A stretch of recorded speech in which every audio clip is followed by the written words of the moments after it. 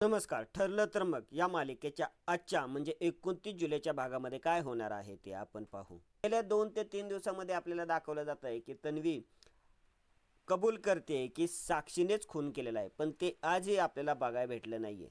तर मित्रांनो, आजच्या भागाला आपण सुरू करूया. आजचा भाग ही कोर्टाने सुरू होतोय. कोर्टामध्येच अर्जुन बोलत असतो की तन्वी आणि साक्षी ह्या दोघी वेगवेगळं का बोलतात.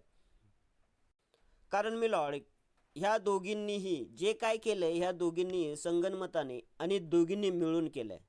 आणि विलासचा खून साक्षी शिकरे यांनी केलेलाच नाही आहे मिलॉर्ड, तन्वी सुभेदार यांनी. हे ज्यावेळेला कोर्टामध्ये अर्जुन बोलतो त्यावेळेला सगळ्यांना कळत नाही की अर्जुन असं काय बोलायला लागलाय. रविराज तर नुसतं अर्जुनकडे बघतच राहिलेला असतो. तर अर्जुनचं हे बोलणं ऐकून मैपत आणि साक्षी खूप खुश होतात. दामिनी तर गालातल्या गालात हसत असते, कारण जे दामिनीने ठरवलेलं असतं, जे दामिनी करणार असते तेच अर्जुन करत असतो. तन्वी अर्जुनला बोलते, अरे अर्जुन, तू काय डोक्यावर पडलायस का? काही काय बोलायला लागलायस? कल्पना प्रतापरावांना बोलते की अहो अर्जुन, हे असं काय बोलायला लागलाय? खून तन्वीने कसं काय केलेलं असेल? त्यावर प्रतापराव बोलताय, मला तर हे ऐकून धक्काच बसलाय. पण कल्पना, आता आपल्या हातात गप बसण्याशिवाय काही नाहीये. बघूया आता पुढे काय होतंय ते. इकडे रविराजला पण अर्जुनचा खूप राग आलेला असतो. रविराज उठतो आणि बोलतो, ऑब्जेक्शन युअर ऑनर. इतके बिनबुडाचे आरोप मी यापूर्वी कोर्टात कधीच ऐकले नव्हते. काय अर्थ आहे का मिळॉल या आरोपांना? अर्जुन काही बोलायला लागलाय. एका आरोपीवरती आरोप त्यांना सिद्ध करता येत नाहीत म्हणून आय विटनेसवरतीच आरोप करायला लागलेत. हा काय पोरखेल चालवलाय का? प्रिया आता रडायलाच लागलेली असते. मैपत हळूच साक्षीच्या कानात बोलतो, पोरखेळ असू दे नाहीतर काय पण असू दे, या अर्जुननं जर प्रियाला अडकवलं ना तर तू सुटशील ना, त्यामुळं गप बघत राहायचं. साक्षी हळूच बोलते, पण मला तर वेगळीच भीती वाटते यांना. हे सगळं जरा कुठेतरी वेगळ्या दिशेने चाललंय. काहीतरी वेगळं कारण असणार आहे. अर्जुन असा वागणार नाहीये, त्याच्या मागं काहीतरी कारण असणार आहे. काय कारण असेल याच्या मागचं? अर्जुन किल्लेदाराला बोलतो, ॲडव्होकेट किल्लेदार, मी काही बोलताना पुराव्याशिवाय बोलत नाही, हे तुम्हाला माहिती आहे. मी लॉर्ड, आत्तापर्यंत खुनाच्या रात्रीबद्दल कोर्टात जे काय बोललं गेलं आहे हे सगळं खोटं होतं. खुनाच्या रात्री काय घडलं आणि कसं घडलं होतं हे सादर करण्यासाठी मला कोर्टाची परमिशन हवी आहे. अर्जुनला परमिशन देतात. चैतन्य अर्जुन समोर येतो.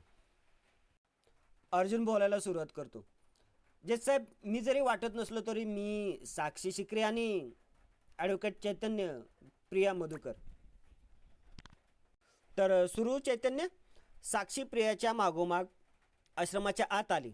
त्यानंतर चैतन्य बोलू लागतो, साक्षी, अगं तू आश्रमात कशाला आली आहेस? अर्जुन बोलतो, कशाला आली म्हणजे? मी तुला फीसाठी पैसे दिले होते, ते पैसे माझे मला देऊन टाक. चैतन्य बोलतो, मी कुठून आणू पैसे? आणि आत्ता पैसे माझ्याकडेही नाही आहेत. आणि आश्रमात जर कोणी असते तर मी त्यांच्याकडे पैसे मागितले असते, पण आत्ता आश्रमात कोणीच नाही आहे. अर्जुन बोलतो, हो मला माहिती आहे ना, आता आश्रमात कोणीच नाही आहेत. सगळे सिनेमाला गेलेत ना आणि त्यांचे तिकीटही मीच काढलेत. हे उपकारी विसर तू. हां? चैतन्य बोलतो, हो का? मग एवढं जर वाटत होतं तर मग कशाला काढायची तिकीटं?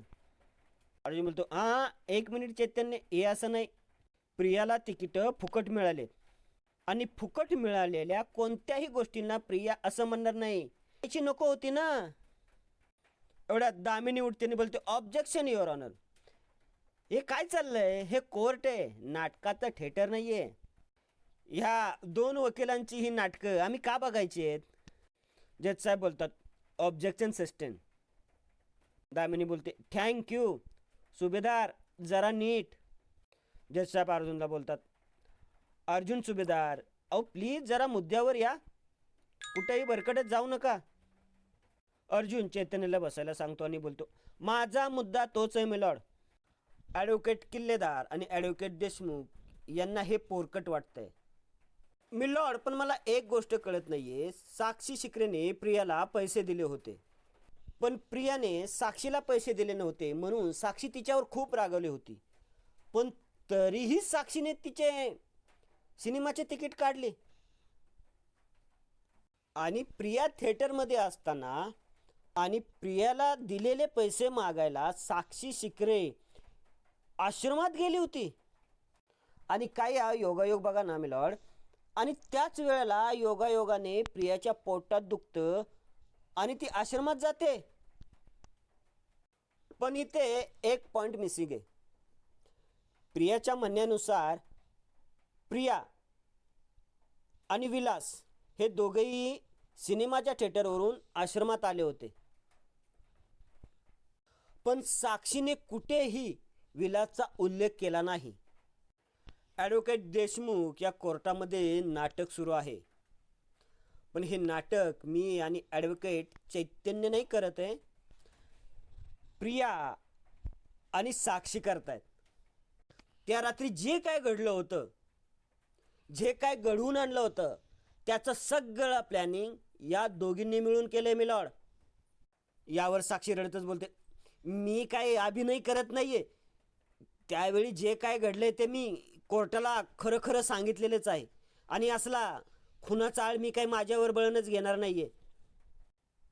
आणि विलासचा किंवा कोणाचाही खून करून मला काय मिळणार होतं? अर्जुन बोलतो, पैसा. प्रिया मॅडम, पैसा. आणि तुम्ही तर पहिल्यापासूनच पैशाच्या लोभी आहात. बरेच किस्से ऐकलेत तुमचे तुम्ही आश्रमात असताना. कधी तुम्ही देवाच्या पुढून पैसे उचललेत, तर कधी कुसुमताईंच्या पर्समधून पैसे काढलेत.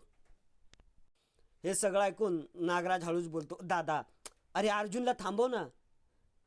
अरे खुनाचा आळ तर खोटाच आहे, पण हे चोरीचा आळ तो आपल्या प्रियावर करतोय, ते तरी कसं खपून घ्यायचं आपण? हे बघ नागराज, आश्रमातील सर्व लोक इथंच आहेत. आणि मी जर काय बोललो तर अर्जुन त्यांची पण साक्ष काढू शकतो. आणि जर ही चोरीची गोष्ट जर खरी ठरली ना, तर आपणच तोंडा वापटू. त्यामुळं गप्प राहणंच आपल्या फायद्याचं आहे. तू पण जरा गप्प बस. इकडे अर्जुन बोलतच असतो. आणि तुमच्या लोभी स्वभावाचं आणखीन एक उदाहरण सांगू तुम्हाला मिस प्रिया. त्यावेळी महिपत शिकरे आणि साक्षी शिकरे आश्रम विकत घ्यायला आश्रमात आले होते ना, त्यावेळेला आश्रमातील सर्वजण आश्रम विकण्याच्या विरोधात होते. पण फक्त तुम्हालाच आश्रम विकायचा होता आणि ते पैसे घ्यायचे होते. तर प्रिया बोललेली असती मधुभाऊंना, मधुभाऊ, अहो 10 लाख आहेत, थोडे पैसे आहेत का हे? एकदा विचार करा ना तुम्ही. मधुभाऊंकडे बोलतो आणि बोलतो, मधुकर पाटील, तुम्हाला काय बोलायचं आहे या विषयावर? मधुभाऊ बोलतात, हो हो, मला बोलायचं आहे. मधुभाऊ पुढे येऊन बोलू लागतात, हो हो, हे खरं आहे की महिपत शिकरे आश्रमात येऊन गेल्यानंतर प्रिया माझ्याकडे आली होती आणि तिने मला आश्रम विकण्याचा सल्लाही दिला होता. पण ते आश्रमातील आम्हा कुणालाच ते पटत नव्हतं. कारण आश्रम हा तो फक्त आमच्यासाठी फक्त आश्रम नव्हता. ती बिल्डिंग नव्हती किंवा तो जमिनीचा एक तुकडा नव्हता. आम्ही सगळेच भावनिकदृष्ट्या त्यामध्ये गुंतले गेलो होतो. पण प्रियाच्या मते ती एक सोन्याची खाण होती.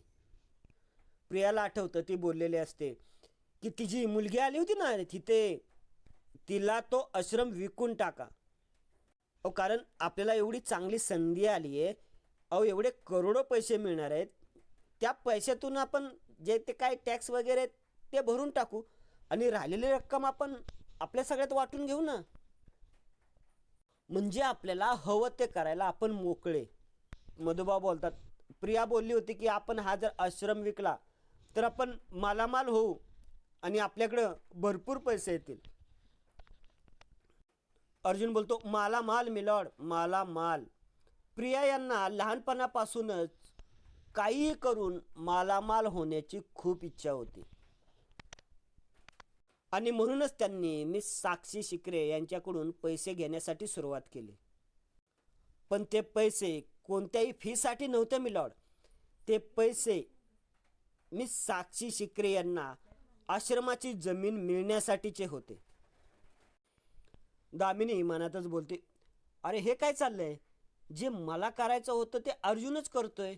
खुनाचा सगळा रोग प्रियाकडे वळवतोय. म्हणजे आता साक्षी यातून आपोआपच निर्दोष सुटेल. तन्वी खूपच घाबरलेली असते. ती बोलते, नाही नाही नाही, ते फीचेच पैसे होते, फीचेच पैसे होते. पूर्णाजी कल्पनाला बोलते, हे अर्जुनला काय झालंय? तन्वी घरात कशी वागत असली तरी हे चोरीचे आणि खुनाचे आरोप तन्वीवर करतोय, हे बरोबर नाहीये. असा का वागतोय तो? कल्पना बोलते, बघा ना, घरच्याच माणसाला ओवायला निघालाय हा. आणि अशा या लोभी प्रियाला विलासने मधुबाऊंकडे ठेवायला दिलेली मोठी रक्कम दिसली आणि तिच्या तोंडाला पाणी सुटलं. तिचे डोळे चमकले. साक्षी जे प्रियाला पैसे मागत होती ते तिला देणं शक्यच नव्हतं, कारण मधुभाऊ आश्रम विकत नव्हते. आणि अशा वेळेस खूप पैसे मिळवण्याची संधी तिच्या समोर होती. आणि हेच कारण ठरलं की तिने विलासचा खून केला. हे ऐकून मैपत गालातल्या गालात हसायला लागतो. तो मनातच बोलत असतो, वा अर्जुन वा, लय मस्त चाललंय तुझं, असं चालू दे. अर्जुनच्या या बोलण्याचा रविराजला खूपच राग आलेला असतो. तो उठतो आणि बोलतो, ऑब्जेक्शन युअर ऑनर. हे खुनाचे आरोप करण्यापूर्वी अर्जुन सुभेदारांनी त्यांच्याकडे असणारे पुरावे सादर करावे. अर्जुन बोलतो, ॲडव्होकेट किल्लेदार, अहो मी तिकडेच येतोय, तुम्ही जरा धीर धरा, बसा. जज बोलतात, ऑब्जेक्शन ओव्हर रूल. अर्जुन बोलतो, थँक्यू मिलॉर्ड. तर प्रिया मॅडम, तुम्ही आश्रमातून सिनेमा बघायला निघालात, बरोबर?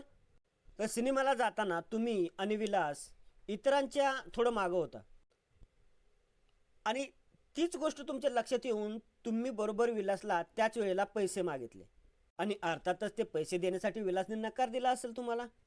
पण विलासच्या हे लक्षात आलं की प्रिया ते पैसे चोरू शकते आणि म्हणूनच विलासने ठरवलं की तो घरी जाऊन ज्या ठिकाणी पैसे ठेवले ते पैसे पहिले हलवेल, दुसऱ्या ठिकाणी ठेवेल. आणि कदाचित प्रियाच्याही हे लक्षात आलं होतं की विलास असं करू शकतो. म्हणूनच तिने सिनेमाला जाण्याऐवजी पोट दुखण्याचं नाटक केलं आणि आश्रमात परत निघाले. पण विलासच्या पण हे लक्षात आलं, म्हणून त्याने प्रियाला एकटीला घरी जाऊ दिलं नाही, तो सुद्धा तिच्याबरोबर गेला. आणि मग ते जेव्हा आश्रमात आले तेव्हा पैशावरून त्या दोघांच्यात भांडण झालं. तेव्हाच मधुभाऊही परत आले होते आणि मधुभाऊंनी त्या दोघांचा थांबवण्याचा प्रयत्न केला, पण नाही. प्रिया ती प्रियाने मधुभाऊंचं पण ऐकलं नाही. तिने त्यांचा अपमान केला आणि त्यांना सरळ सांगितलं की तुम्ही आमच्यामध्ये पडू नका. प्रिया रडायला लागते. ती रडतच बोलते, नाही नाही, हे असं काही झालेलं नाहीये, तुम्ही हे सगळं रचून सांगताय. बाबा बाबा बघा ना, ह्याला थांबव ना, बाबा बाबा काही बोलतोय बाबा. अर्जुनच बोलतो, अहो माझं बोलणं तरी संपू द्या, तोपर्यंत तुमचे वडील तुमचे वकील मध्ये काहीच बोलणार नाहीयेत. त्या दिवशी काय घडलं होतं हे तुम्हाला सांगू तरी द्या आणि समजावू तरी द्या. हा प्रिया मॅडम, तर कुठं होतो आपण?